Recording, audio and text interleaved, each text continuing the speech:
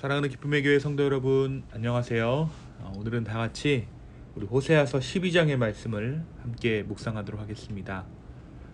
제가 여러분들을 위해서 우리 12장의 말씀을 들려드리도록 하겠습니다. 12장. 에브라임은 바람을 먹으며 동풍을 따라가서 종일토록 거짓과 포악을 더하여 아수르와 계약을 맺고 기름을 애굽에 보내도다. 여호와께서 유다와 논쟁하시고 야곱을 그 행실대로 벌하시며 그의 행위대로 그에게 고응하시리라.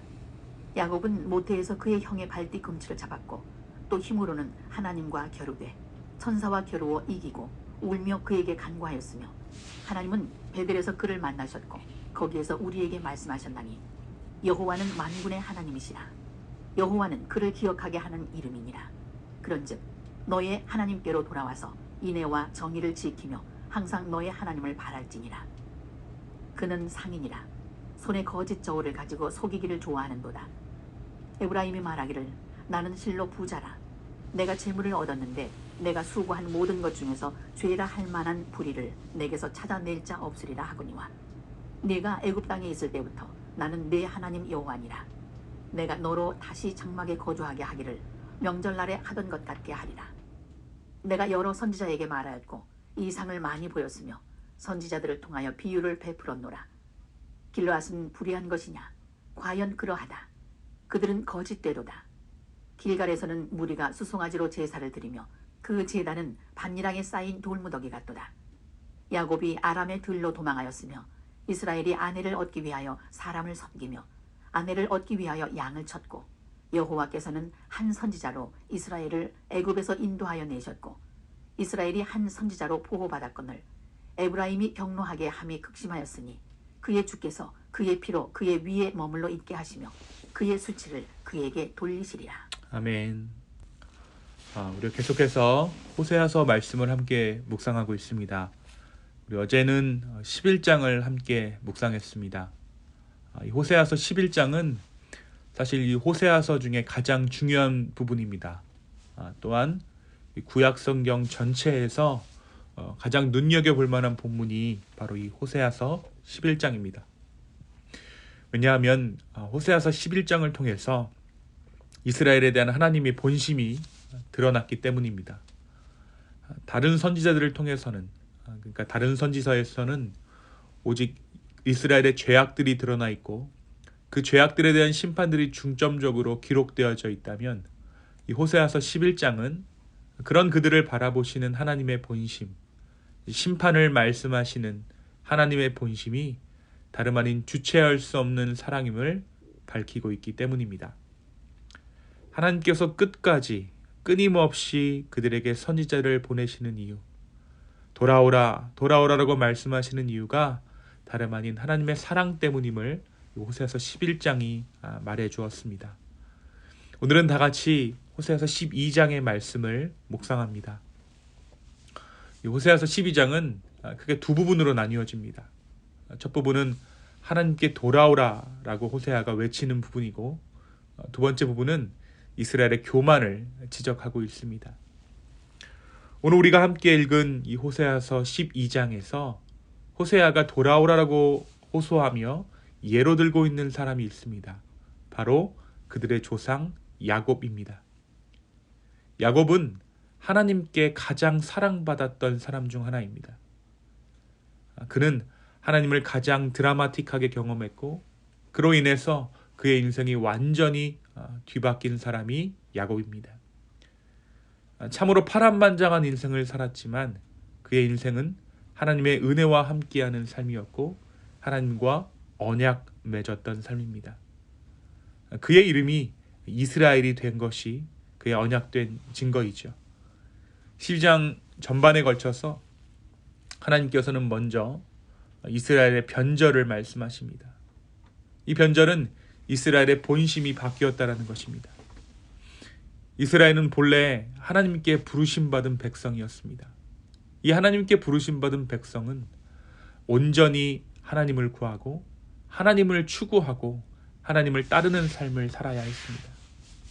그런데 이들은 전혀 다른 목적으로 지금 하나님을 따르고 있습니다. 가나안 족속이 추구했던 그것을 이스라엘이 동일하게 추구하고 있는 것입니다. 그것은 다름 아닌 사업과 무역을 통한 자신들의 이익입니다. 가나안 족속들은 사업과 무역을 하던 민족입니다. 그들이 바알을 섬겼던 이유도 바알이 주는 풍요를 가나안 족속이 추구했기 때문입니다. 하나님께서는 지금 이스라엘이 이들과 같다라고 이야기하고 있습니다. 1절에서 이스라엘 백성이 행하는 모든 것은 바람을 쫓는 것처럼 무익하고 파괴적이다. 그들은 거짓과 폭력을 일삼고 아시리아와 조약을 맺고 올리브유를 이집트에 보내고 있다라고 지적하고 있습니다. 그들은 지금 경제적인 이득을 추구하고 있다라는 것이죠. 상인들의 이득을 취하고 있는 것이 이스라엘이 되었습니다. 그래서 7절에 보면 그들은 상인이라 손에 거짓 저울을 쥐고 있다라고 말하고 있습니다. 거짓 장사치들처럼 그들이 사사로운 이익에 치우쳐서 바알을 섬기고 거짓 저울을 들고 지금 살아가고 있는 것입니다. 하나님 앞에 충성을 다해야만 했던, 하나님을 추구하고 하나님을 구하고 하나님께 순종해야 하는 지금 이스라엘 백성들이 상인들처럼 가나안 족속들처럼 살아가고 있는 것이죠. 그리고 나서 하나님께서는 야곱의 이스라엘에게 말씀하십니다. 야곱을 예로 들어서 이스라엘에게 말씀하세요. 야곱이 어떠한 인물입니까? 야곱 또한 자신의 욕심에 따라 살아갔던 사람입니다. 그의 축복을 위해서 온 평생을 바쳤던 사람이 야곱입니다. 그런데 그런 그가 하나님을 만납니다. 그리고 그 하나님과의 만남을 통해서 그가 이스라엘로 거듭납니다. 하나님께서는 지금 북이스라엘에게 야곱이 경험했던 그 변화를 사모해야 한다라고 말씀하고 계신 것입니다. 자신들의 이름으로 걸고 있는 이스라엘이라는 그 이름이 어떻게 시작되었는지 하나님께서는 지금 그것을 기억하게 하시는 것입니다. 야곱이 바로 하나님과 언약을 맺은 당사자입니다. 하나님께서 개인 야곱과 맺으신 언약은 곧 야곱의 후손인 모든 이스라엘 백성과 맺으신 언약이 되었습니다. 야곱은 간교했고 기만했습니다. 그래서 하나님의 축복을 받기에 부적합했지만 진실하게 회개할 때는 하나님께서 용서와 축복을 베푸시는 사실을 오늘 말씀을 통해 하나님께서 이스라엘 백성들에게 떠올리게 하시는 것이죠. 이 호세아는 지금 이러한 모습, 이런 야곱과도 같은 변화가 북이스라엘에게 필요하다라고 지금 호소하고 있는 것입니다. 지금 이스라엘은 교활한 장사치가 되었습니다. 사람들을 속이고 있습니다. 자기들에게 이득이 되는 것이라면 어떤 것도 불사하는 민족이 되어 있습니다. 이것은 하나님께서 그들을 부르실 때 원하시는 모습이 아니었습니다. 이것은 하나님께서 주시려는 축복이 아닙니다. 그들에게 주려는 것은 단순히 돈, 단순히 풍요로움, 그러한 것들이 아니라 하나님께서 주시고자 하는 것은 제사장된 민족으로 하나님 자신을 그들에게 주고자 하셨던 것입니다. 그럼에도 불구하고 이들은 어리석어서 그러한 것들을 외면하고 지금 부와 그들이 가지고 있는 경제적인 이득을 쫓아가고 있는 것이죠. 하나님의 부요함과 하나님의 풍성함을 거부한 채 이스라엘은 그들을 스스로를 채우려고 했습니다. 그런데 우리는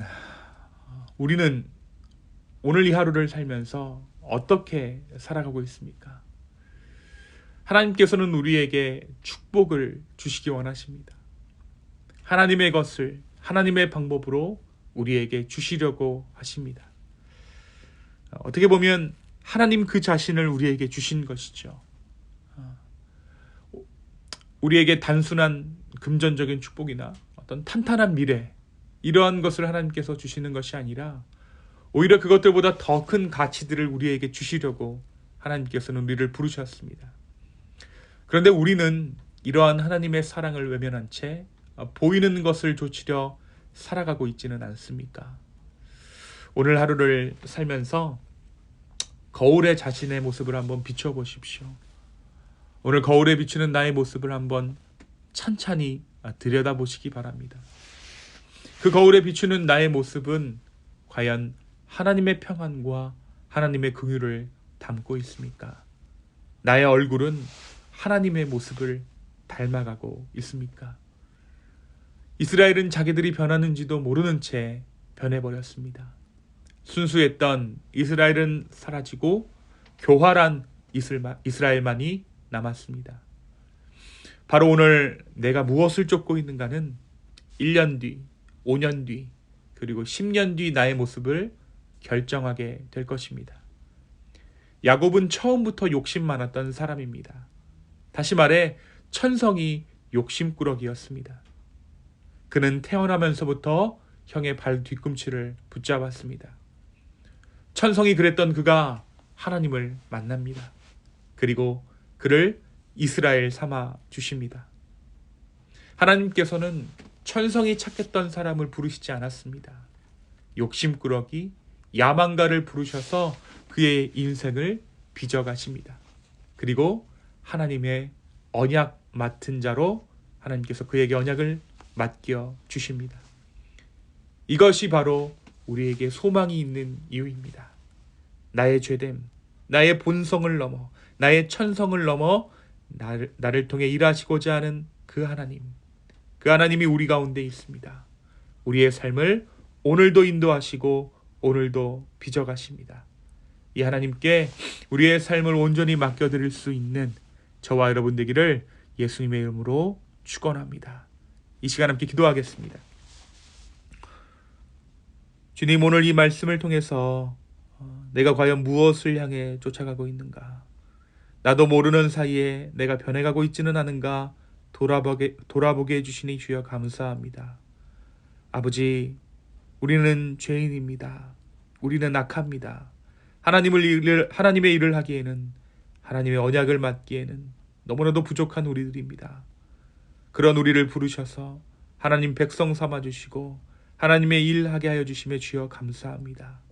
오늘 이 하루 동안 이 맡은 바 사명을 잘 감당할 수 있도록 인도하여 주옵시고, 무엇보다 우리가 주님의 인도하심을 따라가는 그러한 인생들 되어줄 수 있도록 주 우리를 축복하여 주시옵소서.